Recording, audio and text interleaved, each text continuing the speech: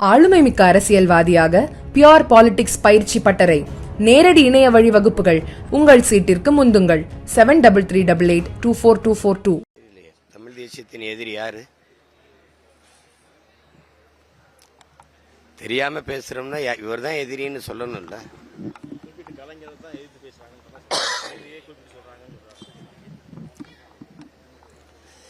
இது தமிழ்நாடு தானே, தமிழர்களால் வாக்கு செலுத்தி தேர்வு செய்யப்பட்ட அரசு தானே. திராவிட மாடல் எங்கிருந்து வருது? திராவிட மாடல் ஆட்சிங்கிறது எங்கிருந்து வருது? எங்கிருந்து வருதுன்னு சொல்லுங்க. அதான இப்ப எதிரி. நீங்க தமிழரா திராவிடரா? சத்தமா சொல்லுங்க. தமிழர். அப்ப உங்களை திராவிடர்னு சொன்னா எப்படி இருக்குது? நான் ஏன் திராவிடனா இருக்கணும்?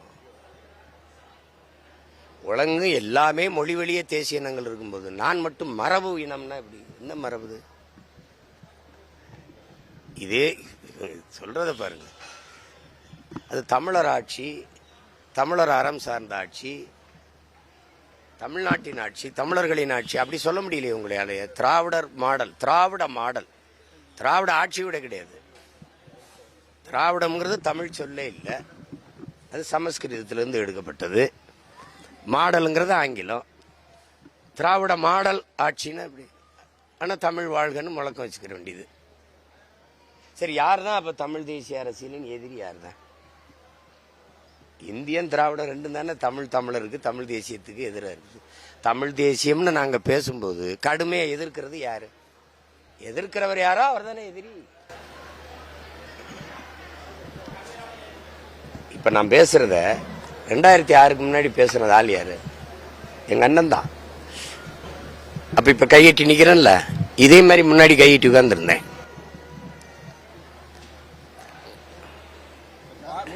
பார்ப்பனிய பெண்ணை திராவிட இயக்கத்தின் இயக்கத்தோட தலைவராக கொண்டு வந்தது எம்ஜிஆர் தான். எம்ஜிஆர் இல்லைன்னா எம்ஜிஆர் தான் பாஜக தமிழகத்தில் கால் ஒன்றாம தடுத்தாரு அப்படின்ற மாதிரி சொல்லியிருக்காரு. பிராமண எதிர்ப்பை காட்டிய திராவிட இருப்பை கட்டியவர்கள் இவர்கள். இதே எங்க ஐயா வீரமணி போய் சமூக நீதி காத்த வீராங்கனைன்னு செங்கோல் கொடுத்து ஜெயலலிதா அம்மையார்ட்ட போய் கூட நின்னது இருக்கா இல்லையா? இருக்கா இல்லையா சொல்லுங்க. இருக்கா இல்லையா? நீங்க பெரியார் அண்ணா வழியில் வந்தவர்கள்னு பேசுற நீங்க செய்யாத அம்மையார் ஜெயலலிதா செஞ்சார்களா இல்லையா? பொது தொகுதியில ஒரு ஆதி தமிழ் மகனை நிறுத்த முடிஞ்சதா? எங்க அண்ணன் ராசா அவர்கள் பெரம்பலூர்ல நிக்கிறாரு. அது பொது தொகுதியா மாறுது. மாறினாலும் வெறும் ஆதி தமிழ் குடிகள் பறையர் மட்டும் வாக்கு செலுத்தி தான் எங்க அண்ணன் வென்றாரா? இல்ல, அங்க எல்லாரும் போட்டிருப்பாங்கல்ல. உடையாரு, மூப்பனாரு, வன்னியர் எல்லாரும் போட்டு தானே, இஸ்லாமியர் எல்லாம் போட்டு தானே அங்க ஜெயிச்சிருக்காரு. அது பொது தொகுதியான அண்ணன். நீ தாழ்த்தப்பட்டவன் இல்ல, நீ தமிழன், அங்கே நில்லு ஆராசான்னு ஏன் ஐயா கருணாநிதி அவர்கள் சொல்லாம நீலகிரிக்கு கூட்டிட்டு போனாரு? ஏன் கூட்டிட்டு போனாரு சொல்லுங்க. அதே பக்கத்தில் இருக்க திருச்சியில எழில்மலைன்னு இருந்த எழில்மலை ஐயாவை கொண்டு போய் அம்மையார் ஜெயலலிதா பொது தொகுதியில நிறுத்தி வெல்ல வைக்கலையா? வெல்ல வைக்கலையா சொல்லுங்க. ஒரு தாழ்த்தப்பட்ட மகனா இருக்கிற அருந்ததியர்ல இருந்த ஒரு தனபாலனை தூக்கி வந்து சபாநாயகர் ஆக்கலையா? உன்னை அவமதிக்கிறாங்களா? நான் உட்பட நீங்க வரும்போது எந்திரிக்கிற உயரத்தில் உங்களை உட்கார வைக்கிறேன்னு உட்கார வைக்கலையா சொல்லுங்க. உன் வீட்டில் சாப்பிட மாட்டேன்ட்டாங்களா தனபால்? உன்னை உணவுத்துறைக்கு அமைச்சராக போடுறேன்னு போடலையா? இதெல்லாம் தானே மாறுதல். அதை கூட நீங்க செய்யல. இந்த தேர்தலையாவது பொது தொகுதியில் நிறுத்துவாங்கள? ஒரு தொகுதி எங்க அண்ணன் திராவிட முன்னேற்ற கழகத்தில் பொது தொகுதி கேட்டு போறதுக்கு என்ன பாடுபடுறாரு? சிரிக்காதே. என்ன பாடுபடுறாரு? பொது தொகுதிக்கு நீங்க எல்லாம் பொது குளத்துல குளிக்க கூடாது மாதிரி பொது தொகுதிக்கு ஆசைப்படக்கூடாதுன்னு சொன்னாருன்னு பதிவு பண்ணிருக்காங்கல்ல. ரெண்டு ஒண்ணுதான். ஆரியம் திராவிடம் ரெண்டு வெவ்வேறு இல்ல, ரெண்டு ஒண்ணுதான். ஒரு நாள் கட்டி பிடிச்சி கை குலுக்கி சங்கமிப்பார்கள் பார்த்துக்கிட்டே இருந்து எங்களுடைய தாத்தா தெய்வ திருமணம் முத்துராமலிங்க தேவர் எங்களுக்கு கற்பிச்சிருக்காரு. ரெண்டு பேரும் ஒண்ணுதான். தமிழர்னு பேசிட்டீங்கன்னா ஏத்துருவான். அதான் நடந்துகிட்டு இருக்கு. எங்களுக்கு எதிரி தெரியாம களத்துல சண்டை செஞ்சுக்கிட்டு இருக்கோம். இவ்வளவு காலமா உறுதியா நின்று சண்டை செய்யறது எதிரி யாருன்னு தெரியாமையா போடுறோம்.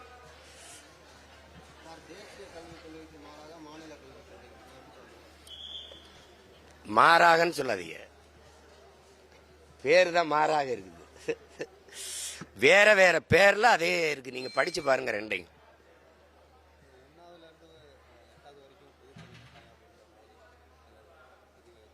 எதுல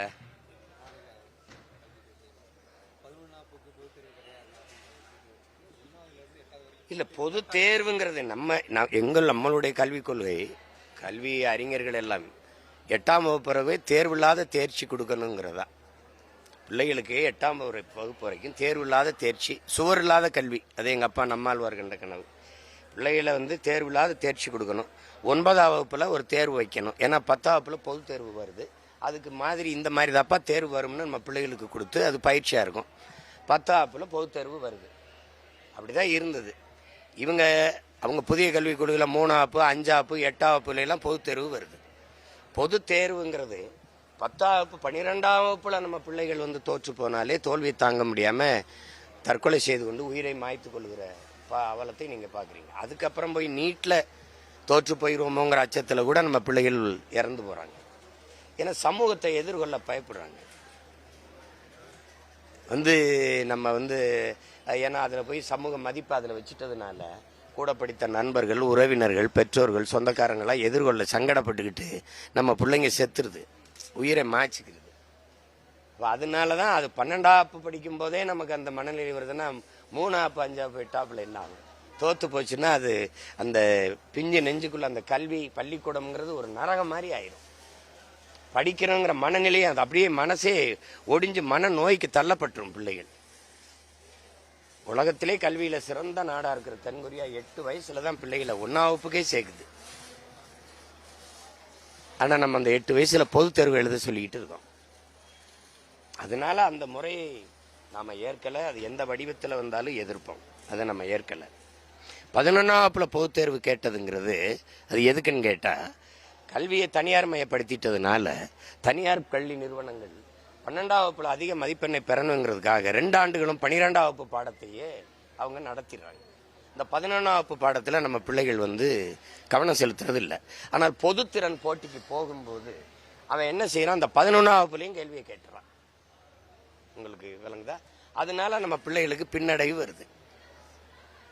அப்ப பொது தேர்வுனா இப்ப நீங்க 11ஆம் வகுப்புல ஒரு வேளை தோற்றுட்டீங்கன்னா அரியர்ன்றாங்கல்ல, நிலுவையில் அந்த பாடம் இருந்ததுன்னா அடுத்ததுல சேர்த்து எழுதி கூடுதலா மதிப்பை பெற்றுக்கலாம். அதுக்கு வாய்ப்பு கொடுக்கலாம்.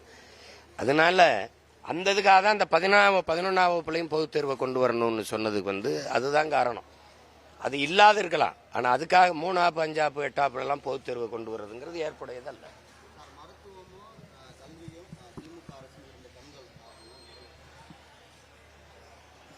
மருத்துவமும் கண்கள், அது கண்கள் தான். அது நம்ம சொல்லல. அறிவை வளர்க்கும் கல்வியும் உயிரை காக்கும் மருத்துவமும் மிக முக்கியமானதுங்கிறதுல யாருக்கும் மாற்று இருக்குது. ஆனால் அது தரமா இருக்கா, எல்லாருக்கும் சரியா சமமா இருக்கா? அதானே இங்க கேள்வி. அதானே கேள்வி. அரசு தரமாக கொடுத்திருந்தா தனியார் மருத்துவமனைகள் புகழ்வோங்க காரணம் என்ன? அரசு தனியா கொடுத்திருந்தா, சரியா கொடுத்திருந்தா தனியார் பள்ளி கல்லூரிகளில் கூட்டம் குவிய காரணம் என்ன? லட்சக்கணக்கான பணத்தை கொட்டி தான் கல்வியை பெற முடியும்னா ஏழை எளிய மக்கள் எல்லாரும் மருத்துவர் ஆகணுங்கிறீங்க, டாக்டர் படிக்கணுங்கிறீங்க. இப்ப படிக்கிற வாய்ப்பு இருக்கான்னு முதல்ல சொல்லுங்க. நீட்டை கொண்டு வந்துட்டீங்க. உழைக்கும் அடித்தட்டு மக்களினுடைய மருத்துவ கல்விங்கிறது பெரும் கனவா போயிடுச்சு. அதுல தீய வச்சே கொளுத்திட்டீங்க. அதுக்கு மேலாக நான் நீட்லயே தேர்ச்சி பெற்று வந்தா கூட இது என்ன ஆகுது? ஒரு இடத்துக்கு 25 லட்சம் கேட்குறீங்க ஒரு ஆண்டுக்கு. அப்ப 1.5 கோடி 1.25 கோடி செலவு பண்ணி நான் படிச்சு வெளியில வரணும். இந்த பணத்தை யாரு கட்டுவா? படிக்கணும், எல்லாரும் டாக்டர் படிக்கணும் சொல்லிட்டு போயிருவா. பணம் கொம்பம் கட்டுவானா, எங்கப்பம் கட்டுவானா? எங்கப்ப எங்க இருந்து கட்டுவான்? அவன் ஆடு மாடு வளர்த்து வேளாண்மை செய்து நெசவு செய்து அந்த காசுல தானே கட்டணும். அதெல்லாம் செய்யக்கூடாது, அதெல்லாம் அசிங்கம்னா. அப்ப காசை நீங்க கட்டிட்டு போ. படின்னா படிச்சுட்டு 13 லட்சம் பேர் 3500 வேலை வாய்ப்புக்கு தேர்வு எழுதிக்கிட்டு இருக்கான். படிச்சுட்டு 14,500 பேர் வெளியில் நிற்கிறான் எனக்கு வேலை கொடுன்ட்டு. அதுக்கு வாய்ப்பை ஏற்படுத்தும். முதல்ல பல லட்சம் ரூபாய், பல கோடி ரூபாயை கட்டி கல்வி அறிவை பெறணுங்கிற நிலைமையில தள்ளிட்டு கல்வி மருத்துவம் கண்கள்னா வார்த்தையில சொல்லிட்டு போக வேண்டியது தம்பி. கண்ணுன்னு எங்களுக்கு தெரியுது. அது உங்க ஆட்சி காலங்களில் கொடிய புண்ணாவில் இருக்குது.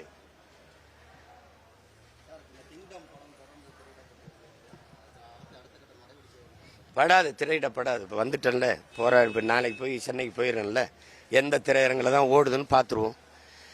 தணிக்கை அதிகாரிகள் கவனமாக இருக்கணும். ஒரு படங்கள் இங்கே எடுக்கும்போது சின்னதாக ஒரு உரையாடல் வருது, இந்த சாதி சார்ந்தவர்கள் வருத்தப்படுவார்கள், இந்த மதத்தை சார்ந்தவர்கள் வருத்தப்படுவார்கள், பிரச்சனை வரும் சொல்லி நீங்கள் தணிக்கையில் நீக்கிற நீங்கள் இவ்வளவு ஒரு உலகத்தின் மூத்த இனம், ஒரு பெருத்த தமிழ் தேசிய இனத்தை அசிங்கப்படுத்தி ஒரு படம் வருது, இங்கே பிரச்சனை வரும், இங்கே கலவரம் வெடிக்கும்னு தெரியாதா? ஒரு சட்டம் ஒழுங்கு மீறல் நடந்தால் என்ன பண்ணுவீங்க? எப்படி பொறுப்பற்று நீங்கள் தணிக்கை இதை கொடுக்குறீங்க? அவன் என் இன மக்களை ராட்சசன்கிறான், அரக்கன்கிறான், அதை சைத்துக்கிட்டு நிற்கு. நீங்கள் அரக்கனா சொல்லுங்க? அறம் சார்ந்து வாழ்ந்துன்ற மறவர் கூட்டத்தை நீ அரக்கர்கள் ராட்சசர்கள்னு சொல்லிட்டு போவ. வரலாற்று எண்ணில வரலாற்றை திரிச்சு நீ மாற்றி பதிவு பண்ணி வச்சுட்டு போவ. நாங்கள் எதிர்க்கவே இல்லைன்னா வருங்கால பிள்ளைகள் பார்த்து இப்படித்தான் நம்ம முன்னோர்கள் வாழ்ந்தார்கள் நினச்சிக்கிறதா? எப்படி சொல்லுங்க? நீங்க தமிழனை என்னைய திட்டி என் தாயை இழிவுபடுத்திட்டு எனக்கிட்டே நீ பணம் வாங்கிட்டு போயிருவேன். அப்படி என் இனத்தை அவமதிச்சுட்டு என் மக்கள்கிட்ட இருந்தே பணத்தை வசூலிச்சுட்டு போயிருவேன்னா இது மாதிரி ஒரு மானம் கட்டதானே இருக்குதா? இதை சைத்துக்கிட்டு இருக்க சொல்றீங்களா? அப்படி எனக்கு என் காசு தேவைப்படுது உனக்கு. நான் தான் கேவலப்பட்டவன், கேடு கட்டவன், மானம் கட்டவன். அப்புறம் எதுக்குடா என் காசு உனக்கு? எதுக்கு என் மண்ணில் திரையிடுற? எதுக்கு திரையிடுற?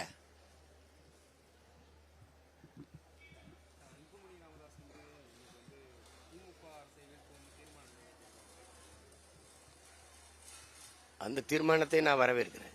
அது சரிதான்.